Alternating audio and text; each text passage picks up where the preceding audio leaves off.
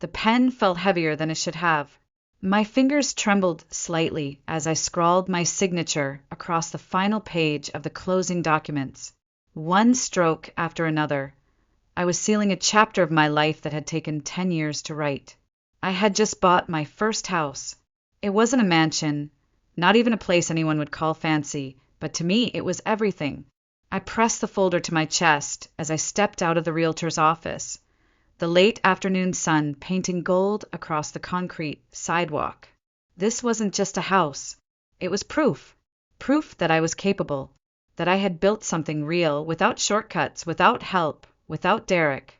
I slipped into the driver's seat of my old Corolla, still buzzing with pride. Before I could turn the key, my phone rang. I didn't even check the screen. I just smiled. A part of me, foolish and hopeful, imagined it was my mom. Maybe she had felt something, some eternal pull from the universe, telling her this was a big day. Maybe, just maybe, she was calling to say, "I'm proud of you, Jenna." "Hey, Mom," I answered, voice light. She didn't even say hello. "So," she began, "you're putting the house in Derek's name, right?" I blinked, the smile still frozen on my face. "What?" It just makes sense," she continued, as if it were the most obvious thing in the world. "He's the man of the family. If anything ever happens, he should be the one listed as the owner. You're not married yet. It's just smart." My chest tightened. The joy drained from my body like someone had pulled the plug. My fingers curled around the steering wheel, knuckles whitening, but I said nothing. She wasn't joking. I waited for the punchline, the laugh, the inevitable. Just teasing, "Honey, congratulations." But it didn't come. "I bought this house for me," I finally said, each word like dragging a stone uphill. She scoffed. "Don't be dramatic. He's your brother. He'll take care of it. Girls come and go, Jenna. But Derek, he's family." I didn't respond. I couldn't. This wasn't the first time she'd said something like that. But this time something inside me cracked. I ended the call without another word. No yelling. No begging. Just silence. I sat in my car for what felt like an hour, the afternoon sun creeping across the windshield. I looked down at the folder in my lap, the papers that bore my name, my effort, my fight. And I remembered every damn thing I had done to get here, working nights through college, turning down vacations, eating dollar ramen in a moldy one-bedroom apartment while Derek dropped out of 2 programs and played video games at home. He was still living at home, still sleeping in the bigger bedroom, still being handed everything while I scraped for every inch. And yet they still thought he deserved more. I glanced up at the rearview mirror. My eyes were red. My lips trembled. But I wasn't broken. Not this time. I took a deep breath, slowly, then whispered to no one but myself, "I'm done." This house would not carry his name. It would carry mine. Because I needed just one thing in this world that they couldn't steal with their twisted version of loyalty. I didn't buy it out of spite, but I would keep it out of survival. And for once in my life, I wouldn't apologize for wanting something that was truly mine. The air inside my apartment was stale, heavy with the scent of cardboard boxes and half-packed dreams. I had started moving out slowly, box by box, never telling anyone. Not my parents, not even Amanda, my best friend since middle school. The place was small, barely 600 square feet. A mismatched couch, a cracked coffee table I'd found on Craigslist, and a mattress on the floor. But it was mine. Every rent check, every broken faucet, I fixed myself. They were my silent trophies. That night, I sat cross-legged on the living room floor, staring at the ceiling. My mind replayed my mother's voice on loop. "He's the man of the house. Girls come and go." The words gnawed at my bones. I wasn't even angry, not yet. I was just hollow. I reached into an old file box labeled "college junk" and pulled out a worn notebook. Inside were pages I had filled during the years when I felt invisible. Scribbled dreams, doodles, budget plans, quotes I'd clung to when I couldn't afford groceries and had to choose between gas money or ramen. My eyes landed on one sentence I had written during my junior year, on a night I was working late and missed my own birthday, One day, I'll build something no one can take from me. My throat tightened. They always told me I was strong, that I was the one who would figure it out. They didn't mean it as a compliment. It was their way of saying, "You don't need us, so we won't show up." I remembered winter when I was 14. I had begged to join the school choir trip to Nashville. It was $200. Mom said no, money was tight.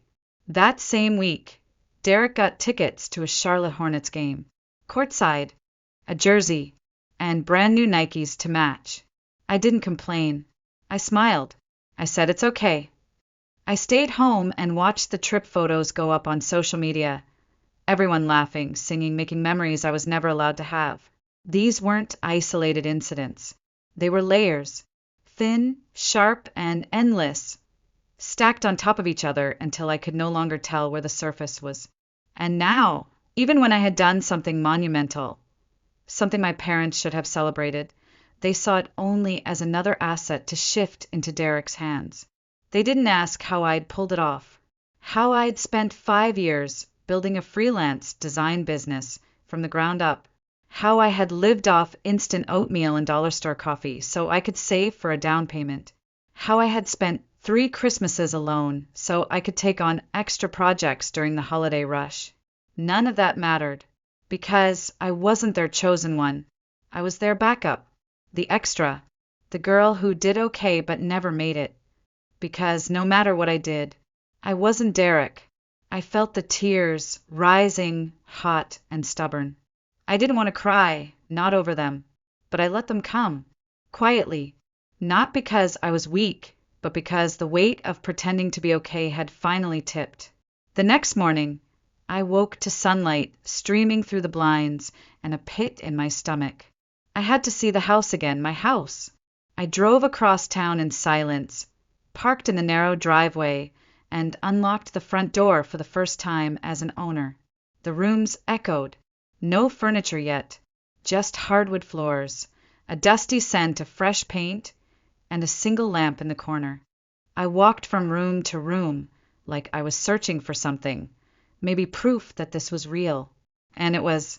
I stood in the kitchen, staring at the empty counter, and whispered again, mine. Not Derek's, not my parents', mine. But I knew peace wouldn't last, not with a family like mine. They had a way of turning even the purest victories into battlegrounds. They would poke, question, guilt trip, and pressure me, because the idea of me keeping something for myself, something big, was a threat to their version of order. Still, in that moment, in that quiet, sun-drenched kitchen, I felt something else blooming alongside the fear. Resolve. I didn't know exactly what would come next, but I knew one thing: I wouldn't fold. Not this time. The smell of charcoal and overcooked ribs hung heavy in the air, mingling with the familiar drone of family chatter. I hadn't planned on going. I had stared at the invitation for days, debating whether it was worth the emotional landmine. But some part of me, the loyal daughter part that hadn't fully died yet, still wanted to show up, still believed that maybe, somehow, things could feel normal for once. They didn't. The moment I stepped into the backyard, plastic plate in hand, I was hit with a flurry of questions before I even reached the cooler. Jenna, still in that shoebox apartment of yours? Any plans to settle down? Your mom says you've been busy with work, freelancing, right? So you're still doing that online stuff. I smiled politely, bit my tongue, nodded. Let it all roll off me like cheap wine on polyester. No one asked how I was doing. Not really. No one asked what I was building. They just assumed I was still waiting for life to happen. While Derek, standing near the grill in designer shades and a smug grin, soaked up compliments for a new project Dad was investing in, whatever that meant. As always, Derek didn't explain what the project was. He never needed to. Just being Derek was enough. I found a corner seat under the faded patio umbrella and quietly chewed my food, letting the noise of the party swirl around me like fog. I didn't say a word about the house, not because I was ashamed, but because I wasn't ready to watch them reduce it to a checklist item for Derek's future. But moms always notice. After dessert, she cornered me in the kitchen, her voice casual but loaded. You've been quiet today. Hiding something. I looked at her, really looked at her, and for 1 second, against all reason, I hoped she'd surprise me. I hoped she'd reach across the invisible divide and finally say the words I'd chased my whole life. Instead, I took a deep breath and said, I bought a house. Her face didn't soften. It sharpened. Really? Her eyes narrowed slightly. Where? I gave her the neighborhood, watched her mentally calculate the price range, the status implications, the resale value. She nodded slowly. That's nice. Then came the question. So, when are you transferring it to Derek's name? It hit me like a slap. I stared at her, stunned, the sound of party laughter muffled behind the kitchen door. Mom, no. Why would I? She raised her brow like I was being childish. You know it makes sense. He'll settle down soon. Start a family. You're not even sure you'll stay in Raleigh. He's the man. This is just logic. It wasn't logic. It was the script. The same one I'd heard since I was old enough to understand favoritism, but too young to name it. Derek was the man of the house. Derek needed space. Derek had potential. And me? I was the responsible one, the one who would understand. The invisible cushion they could stand on. I didn't answer her. I walked out of the kitchen, my feet moving on instinct, and headed straight for the front lawn. I didn't say goodbye, didn't wave. I just left. But of course, word travels fast. By Monday morning, Derek called. Mom told me you bought a house. Congrats. His tone was syrupy, too sweet to be real. She said you're putting it under my name. That's smart. Good thinking. I could barely contain the disbelief tightening in my chest. No, Derek, I'm not. He laughed like I'd told a joke. Don't be like that. You know Mom's right. Smart taxes, inheritance planning, future security. Future mine, I said, my voice sharper than I expected. This is the first thing I've ever done just for me. Silence. Then a sudden shift in his tone. Cold. Defensive. You've always been selfish. You act like you're some oppressed saint when you've had every opportunity. But fine, Jenna. Keep your little house. Just don't come crying when you screw it all up. He hung up. And just like that, I knew something irreversible had broken. That night, I sat on the bare wooden floor of my living room, wrapped in an old throw blanket, staring at the empty space where a couch might go someday. No Derek, no parents, no expectations pressing down on my lungs. Just me. The echo of his voice still rang in my ears. But so did my own. This is mine, and I would protect it with everything I had. The calls didn't stop. First my mother, then my father, then my aunt, who hadn't spoken to me in over a year, suddenly remembered my number. Each one came laced with a different flavor of pressure, some sugar-coated with concern, others steeped in guilt or passive-aggressive jabs. But they all carried the same message beneath the surface. Give Derek the house. I stopped answering by day 3. Instead, I shifted focus. If they were going to come after what I built, I had to protect it like war was coming. Because with my family, it always was. That Friday, I took a half day off client work and drove straight to the Wake County Records office. I walked in with every document I owned, purchase contract, deed, insurance paperwork, notarized identification, and requested to officially lock down the title. My name, my terms, no co-owners, no backdoors. I even had Amanda's husband, who happened to be a real estate attorney, review every clause, just in case. Then I did something I hadn't done in years. I bought a fireproof safe, installed it in the back of my new walk-in closet. Every paper that proved this house was mine went in it. No room for misunderstandings. No space for family logic. Afterward, I drove to my storage unit and pulled out a dusty plastic bin marked Jenna College. I hadn't opened it since I was 23. Inside was a collection of who I used to be. rejection letters, unpaid internship mementos, faded notebooks filled with design sketches. But near the bottom, wrapped in tissue, I found a small manila envelope. On it, written in red Sharpie, Jenna's future.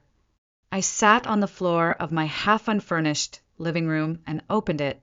Inside was a vision board I had made for a college assignment. Magazine clippings of wood accent kitchens, sunlit reading nooks, and backyard gardens. Pasted across the center in crooked letters were the words, "A home no one can take from me." I stared at that board for a long time. My hands trembled, not from fear, but from something rising in my chest that I hadn't let surface in years. Rage. Not loud, flailing rage. No, this was the quiet, molten kind. The kind that pools deep and steady. The kind that fuels action. That night, I opened every old journal I had. Years of entries. Some hopeful, some numb, some practically begging for love I never received. And in between the lines, I started seeing it. My entire life had been a study in diminishing. Every choice I made was about not rocking the boat, about being understanding, about stepping aside, and every single time it made them smaller, not bigger in their love for me, just more entitled to take. And now they wanted to take the last thing that still had me in it. No, this house was not just property. It was my line in the sand.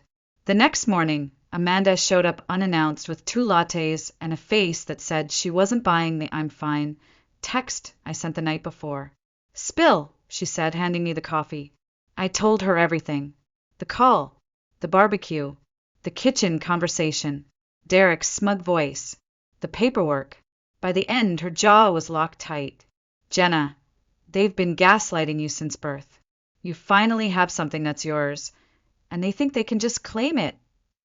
"I'm not giving it up," I said, softly but firmly. "Good," she said, reaching over and squeezing my hand, "because this time, you don't owe them a damn thing." That day, something shifted. I wasn't just defending anymore. I was preparing. I made a list of every favor, every sacrifice, every time I stepped back, so Derek could step forward. The family dinners where I wasn't asked about work, but he was toasted for doing the bare minimum. The birthdays I spent babysitting my cousins because Derek had plans. The years I covered groceries while he was figuring things out. I wrote them all down, not because I needed to keep score, but because I needed to remember.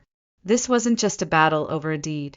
It was a reckoning, and I wasn't walking into it unarmed. The invitation came via group text. Family dinner, Thursday, 6 p.m. Everyone brings something. It was signed with a heart emoji, and Mom's name like that made it sweet, but I knew better. This wasn't a dinner. It was a summons. Amanda told me not to go. "You don't owe them a performance," she said. "Let them wonder." But I wasn't going to let them write the story without me in the room this time. I didn't go to fight. I went to close the chapter. So that Thursday, I stood in front of my closet for 10 full minutes before picking my outfit. I chose a structured blazer, high-waisted slacks, clean lines, and neutral tones. The kind of look that didn't ask for approval, it owned it. I tied my hair back slick and low. No earrings, no jewelry, just the envelope. I drove to my parents' house without music, just silence and purpose. As I stepped through the front door, the usual noise hit me. Cutlery clinking, voices overlapping. Derek's laugh too loud from the living room. But something shifted the moment I walked in. The air got tighter, quieter. Derek glanced up and gave a half smile. "So, did you think about what we said?" He meant the house. Mom peeked out from the kitchen with that same look she always wore when I was 10 minutes late to dinner. Part worry, part judgment, all control. "I hope you've had time to reflect," she added, already bracing for my submission. I didn't sit down. I didn't even take off my coat. Instead, I reached into my bag, pulled out the envelope, and walked to the dining table. Everyone watched me like I was about to detonate something. And maybe I was. I placed the envelope down gently, then looked at them. "I've secured the deed to the house," I said. "Calm, clear, cold. It's final. legal, untouchable, just wanted to share the good news. For a moment, it was like someone had muted the entire room. My father blinked. Derek's hand froze halfway to his glass. Mom's mouth opened, then closed, then opened again, but no words came.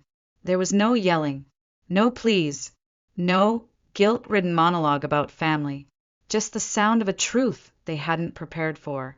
I didn't wait for applause. I didn't wait for reaction. I turned, walked out the front door, and closed it behind me. The air outside was cool and quiet. The street lamp overhead flickered once. I exhaled slowly, then stepped off the porch without looking back. I wasn't their daughter tonight.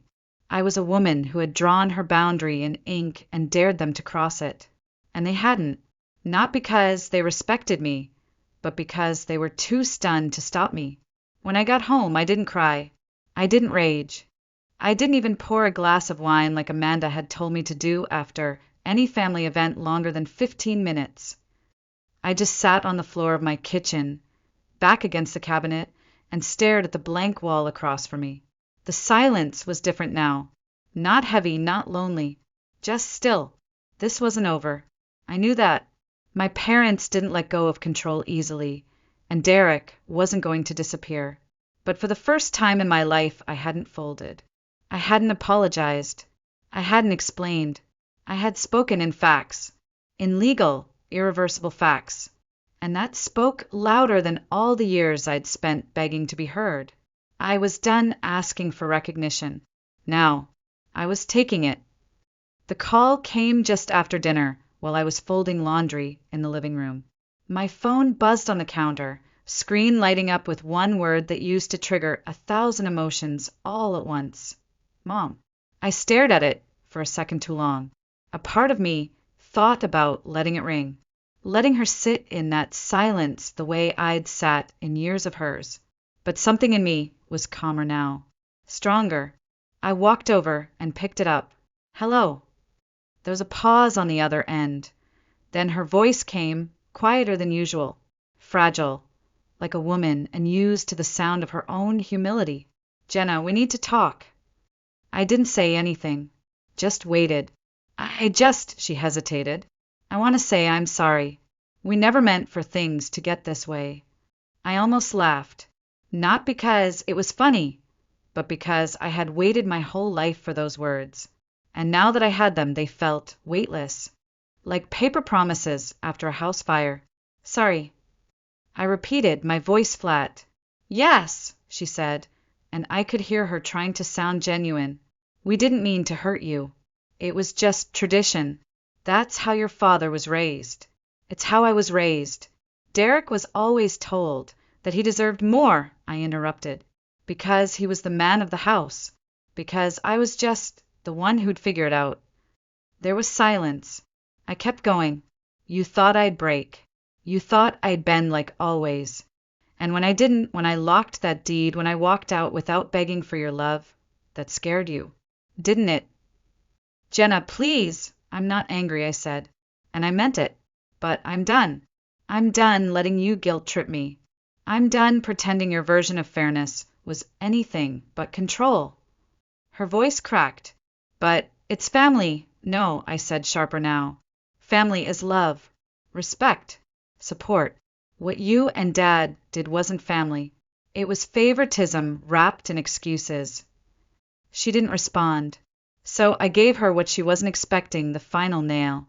And just so we're clear, I added, I'm not putting Derek's name on the house. Ever. A sharp inhale on the other end. Then her voice, a whisper. You didn't mean that, right? I shook my head slowly, even though she couldn't see it. I meant every word. And then, because it felt like the truest thing I could say, I added, you didn't think I'd ever stand up to you. But I have. And now you have to live with it. Before she could answer, I ended the call. No dramatics. No screaming. Just a quiet, definitive click and peace. For the first time in years, I didn't cry after a conversation with my mother. I didn't feel guilty. I felt free. 6 months passed like a slow exhale. In that time, I learned to live without waiting for the next apology. without checking my phone for their names, without measuring my success against the volume of their silence. The house had changed, too. Walls that once echoed, now held the quiet hum of belonging. The living room smelled faintly of lavender and fresh paint. My bookshelf had grown. My porch had flowers. Every corner of that home was a sentence in the story I had finally reclaimed. Then came the invitation. It arrived in an ivory envelope with my name embossed on the front. An exclusive summit honoring independent entrepreneurs across the state. Someone had nominated me. I didn't know who. Maybe a client. Maybe Amanda. Maybe the universe deciding I'd earned something good. What I did know was I was going. I booked a hotel suite, ironed my best blazer, and drove the 2 hours to Charlotte with a quiet smile playing on my lips. This wasn't just another event. It was a room full of people who saw me, not for who I was born to please, but for what I had built with bare hands and sleepless nights. As I stepped into the grand ballroom of the Westin, the low lighting shimmered off polished marble floors. Laughter bubbled at cocktail tables. The smell of ambition mixed with perfume and champagne. I had just accepted a glass of sparkling water from a server when I saw them. My parents, sitting at a corner table near the back, talking quietly with an older couple I vaguely recognized from childhood events. My mother's eyes swept the room lazily until they landed on me. She froze. In that moment, something passed between us. Not anger, not pride. Just reckoning. A quiet acknowledgement that the girl they'd once dismissed had become someone neither of them could control or claim. I didn't walk over. I didn't wave. I turned away and stepped into a conversation with a woman who had just launched a chain of sustainable fashion pop-ups. She greeted me by name. Jenna Blake? I've seen your work. It's stunning. Not Derek's sister. Not Carl and Meredith's daughter. Just me. And for the first time in my life, that was more than enough. The night unfolded like a dream. When the awards portion of the event began, I didn't expect much. I was already glowing from the conversations, the connections, the sense of being wanted. But then I heard it. And now, honoring innovation in interior design and impact in small business development, our next award goes to Jenna Blake. Applause. A spotlight. I walked to the stage, heels clicking against the polished wood, hand steady as I accepted the plaque. From up there, the room looked soft and golden. Dozens of strangers, smiling, cheering, clapping. And in the back, my mother's eyes. Tears pooled there, not manipulation this time. Not control. Just realization. She knew. She finally knew. This was my life. My name. My win. And it had nothing to do with them. Later that evening, as the crowd began to thin and people exchanged last handshakes and business cards, my phone buzzed. It was a message from Derek. Congrats on everything, Jenna. I'm proud of you. I hope one day we can talk. I stared at it for a long moment. The boy who once told me I was selfish, who believed entitlement was his inheritance. And now he was looking up from below. I didn't respond. I slipped the phone into my bag, walked outside into the cool night air, and tilted my face toward the stars. I had arrived. Not because anyone let me, not because anyone handed me a key, but because I built the door, opened it, walked through it, and left it wide open for the next woman who was told she didn't matter. The parking lot was dimly lit, rows of cars casting long shadows under the glow of orange street lamps. The air smelled faintly of fresh-cut grass and engine heat. I walked slowly toward my car, the award plaque tucked under one arm, the night still clinging to me like warmth after a good fire. Then I saw him, Derek, leaning against his car a few rows over, hands in his pockets, posture unsure. He wasn't dressed like the golden boy tonight. No blazer, no cocky grin, just jeans, an old jacket, and a face I barely recognized. Jenna, he called out softly, can we talk? I stopped in my tracks. A year ago, I might have turned around. A year ago, I would have been afraid of confrontation, desperate for closure. ready to forgive just because someone asked nicely. But I wasn't that woman anymore. "What is it, Derek?" I asked, my voice calm, steady, not unkind but not open. He stepped closer. I wanted to apologize." That caught me off guard. He looked down at the pavement, then back up, eyes glassy but determined. "For how I treated you. For what I said about the house. For acting like it should have been mine. I was wrong." I didn't reply right away. I wanted to see if he meant it, or if this was just another attempt at positioning himself as the misunderstood brother. He kept going. "I guess I never realized how much you had to fight for. I just assumed it was easier for you because you didn't complain. But now I know." "You didn't want to know," I cut in. "Let's be honest." He flinched slightly but didn't argue. "I used to beg for your approval," I continued. "I thought if I just worked hard enough, stayed quiet enough, gave up enough, maybe you'd see me. Maybe you'd respect me." I took a step closer now. "But I've learned something these past months. I don't need your approval, or Mom's, or anyone's, because I've built a life that's mine, and no one gets to rewrite that just because they've decided they're sorry." His eyes dropped to the ground. "Derek," I said, my voice now sharp with memory, "when you tried to claim my house, you didn't just try to take property. You tried to take identity. My fight. My name. My worth." I reached into my bag and pulled out a small white envelope. He looked confused. "This," I said, holding it out, "is the final bill." He hesitated, then took it, opened it. Inside was a single sheet of paper, a typed breakdown, not of money, but of time, of years, of sacrifices, the babysitting, the skipped vacations, the debt, the ignored birthdays, every moment I gave so he could take. He read it in silence. "I told you," I said gently, "that I would make sure you understood what you tried to take from me." He looked up, pain flickering across his face. "I'm done, Derek. You can keep the envelope. Frame it. Burn it. Doesn't matter. It's not about guilt. It's about knowing. I see you now, for who you really were, and I've stopped trying to become small enough to fit beside you." I turned away. He didn't call after me, didn't follow. The only sound was the echo of my heels on the asphalt and the soft creak of my car door as I opened it. As I pulled away, I saw him still standing there, alone with the weight of something he never thought he'd have to carry. And for the first time, it wasn't mine to hold. The morning sun filtered gently through the kitchen window, casting golden streaks across the hardwood floor.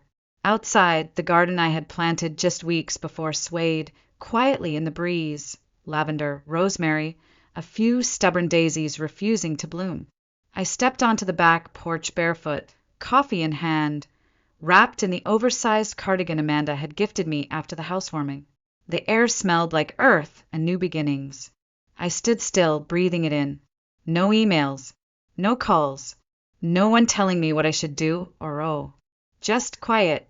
For the first time in my life, I wasn't bracing for the next attack. I wasn't preparing an explanation.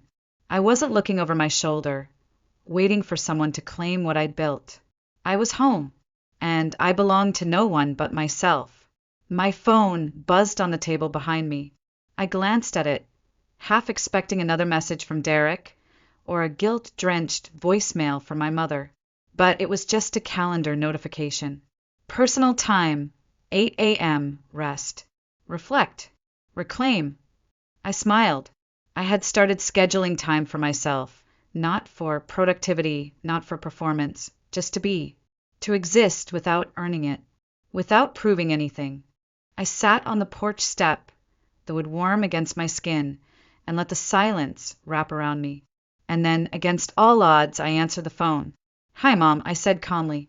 There was a beat of surprise on the other end. Then her voice, quiet, careful. "Hi, Jenna. I was just calling to check in." "I'm doing great," I replied. And there was silence. She didn't know what to say. And for once, I didn't fill the gap for her. I let it exist. I let her sit in the emptiness between us, not as punishment, but as space. A space I had carved out for myself with every no I'd finally said. I think it's time we both start living our own lives, I added. Mine doesn't revolve around guilt anymore. Her breath caught. I see, and maybe she did. Maybe she didn't. But it didn't matter. I didn't need her to catch up anymore. I was done waiting. I ended the call gently. No drama. No final blow. Just a soft goodbye. I sat there long after the line went dead, sipping my coffee, watching the sunlight stretch slowly across my yard. The wind rustled the rosemary. A bee dipped toward a bloom, and I felt it. Peace. Not the peace you earn from winning. Not the hollow kind that comes from proving someone wrong. This was deeper. The kind that comes from choosing yourself. Over and over.